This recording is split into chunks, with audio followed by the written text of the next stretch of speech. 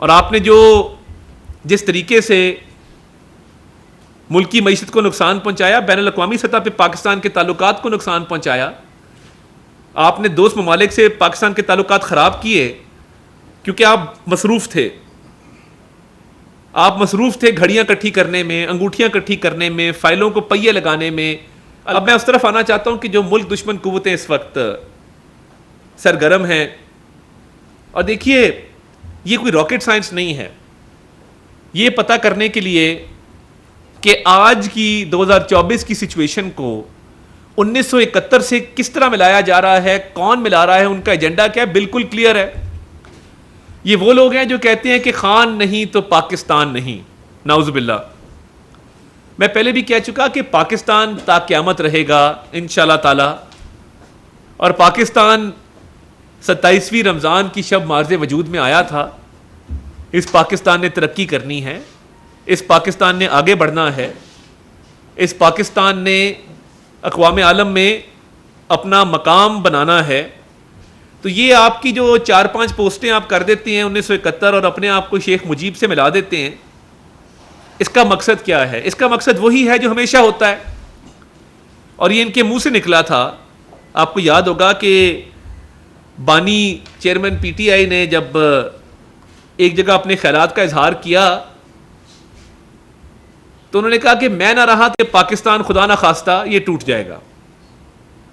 یعنی آپ اپنی سیاسی بقا کو پاکستان کی سالمیت سے لنک کرتے ہیں، آپ اپنے سیاسی مفادات، چھوٹے چھوٹے سیاسی مفادات کی خاطر پاکستان کے مفادات کو داؤ پر لگاتے ہیں. آپ کا آئی ایم ایف کا لیٹر جو آپ اپنے وزرائے خزانہ کو کہہ رہے تھے کہ لکھو کہ آئی ایم ایف پاکستان سے اگریمنٹ مت کرے، اور یہ آپ کی خواہش، ہمارا محترم دوست ملک ہے سری لنکا، ڈیفالٹ کے حوالے سے بار بار کہنا کہ یہ ڈیفالٹ ہو جائے. یہ جس طرح سری لنکا ڈیفالٹ کیا، ہماری بڑی ان کا احترام ہے، عزت ہے، مگر بار بار یہ اس خواہش کا اظہار کرنا کہ ڈیفالٹ ہو جائے، کہ میں اقتدار میں نہیں رہا تو خدا نہ خواستہ یہ ملک بھی فنا ہو جائے. ایسا ہوگا نہیں آپ کے کہنے سے، کیونکہ آپ کا کیا دھرا قوم کے سامنے ہے. آپ آئی ایم ایف کی ڈیل کو سیبوٹاج کرنا ہو اور آپ لیٹر لکھیں آئی ایم ایف کو، آئی ایم ایف کے باہر مظاہرے کروائیں، پاکستان کے جی ایس پی پلس سٹیٹس کو نقصان پہنچانے کی کوشش کریں، اور بار بار آئی ایم ایف کو یہ کہیں کہ پاکستان کے ساتھ تعاون نہ کیا جائے تاکہ یہاں پہ مہنگائی ہو، یہاں پہ معاشی استحکام نہ آ سکے. آپ کی کوششیں سب کے سامنے، اور آپ نے ایک دفعہ نہیں، آپ نے بار بار یہ کوششیں کی کہ کسی طریقے سے کوئی نہ کوئی آپ سیبوٹاج کر جائیں سسٹم کو، آپ سسٹم کو ڈی ریل کر جائیں. آپ کی آئی ایم ایف والی کاوش کامیاب نہیں ہوئی، ثبوت سب کے سامنے ہیں. شوکت ترین صاحب ہوں یا تیمور جھگڑا صاحب ہوں، وہ کیا بات کر رہے تھے اور آئی ایم ایف کو کیا خط لکھ رہے تھے، اور جو ڈیفالٹ کرانے کی خواہش تھی آپ کی کہ میں اقتدار میں نہیں رہا، میرے سیاسی مفاد پورے نہیں ہو رہے تو میں پاکستان کے مفاد کو قربان کر دوں اور پاکستان میں تباہی بربادی پھیل جائے، یہ آپ کا ایم تھا.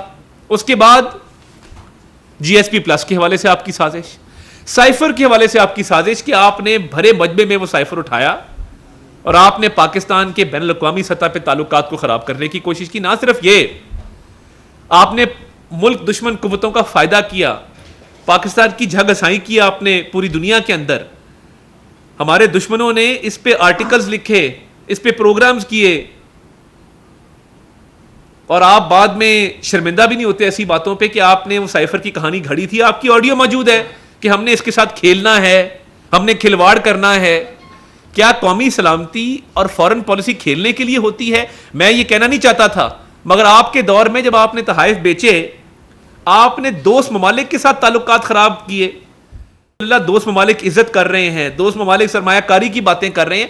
آپ کے دور میں آپ نے دوست ممالک سے کیا رویہ اپنایا، اور جو تحائف بیچے، کیا ان کو یہ بات محسوس نہیں ہوئی کہ یہ ملک کا وزیر اعظم ہے، ہمارے دیے ہوئے تحفوں کو بیچ دیتا ہے بلیک مارکیٹ میں اور اس سے منافع کما کے کھا جاتا ہے؟ اب آپ کی کرتوت یہ ہے اور آپ ملا رہے ہیں اپنے آپ کو شیخ مجیب سے. کیا شیخ مجیب پہ بھی 190 ملین پاؤنڈ کا کیس تھا؟ کیا انہوں نے بھی کوئی دوست ممالک کے تحفے جو ہیں وہ بیچ کے کھا گئے تھے؟ آپ بات کیا کرنا چاہتے ہیں؟ آپ نے 1971 کی کبھی تاریخ پڑھی ہے؟ آپ نے دیکھا ہے کہ ہوا کیا تھا؟ کیا آپ تاریخ سے بالکل ناآشنا ہیں؟ اور یہ جو مظلومیت کا آپ ڈھونگ رچا رہے ہیں، مظلوم تو وہ ہوتا ہے جس نے 190 ملین پاؤنڈ کی چوری نہ کی ہو کسی پراپرٹی ٹائکون کے ساتھ مل کے. مظلوم تو وہ ہوتا ہے جس نے بلیک مارکیٹ میں تحائف نہ بیچے ہو. مظلوم تو وہ ہوتا ہے جس نے اپنے ایسٹ ڈیکلریشن کے اندر تمام اپنی اولاد کو ڈکلیئر کیا ہو. مظلوم تو وہ ہوتا ہے. آپ نے تو نہ آپ کی ڈیکلریشن کمپلیٹ ہے، سائفر کا کیس آپ کے اوپر ہے، 190 ملین پاؤنڈ کا کیس آپ کے اوپر ہے، توشہ خانہ کا کیس آپ کے اوپر ہے، اور آپ 1971 کا ذکر کرنے چل پڑے ہیں اور شیخ مجیب کی تصویریں لگا کے غداری کے سرٹیفکیٹ بانٹنا شروع آپ نے کر دیے ہیں. تو یہ وہی سوچ ہے کہ خان نہیں تو پاکستان نہیں، میں اقتدار میں نہ رہا تو پاکستان ٹوٹ جائے گا.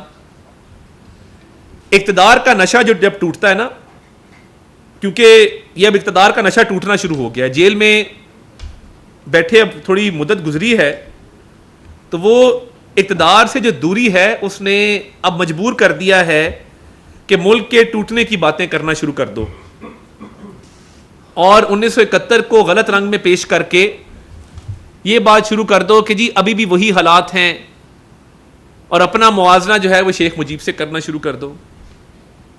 یہ انتہائی افسوسناک ہے کہ ایک جھوٹا بیانیہ گھڑا جا رہا ہے ان لوگوں کی طرف سے جنہوں نے ایک اینٹ نہیں لگائی، جن کو جب ہم 2018 میں اکانومی چھوڑ کے گئے تھے 5.8% جی ڈی پی گروتھ تھی اور اس کی پروجیکشن 6.4% تھی.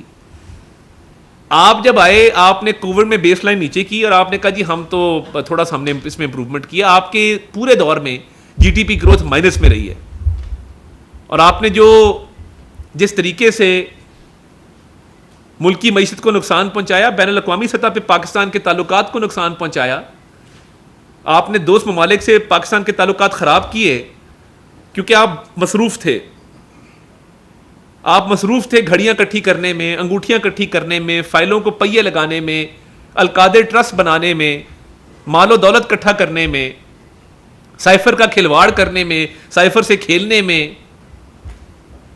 عدت والا کیس ہم نے تو نہیں کیا، خاور مانیکا صاحب نے کیا ہے.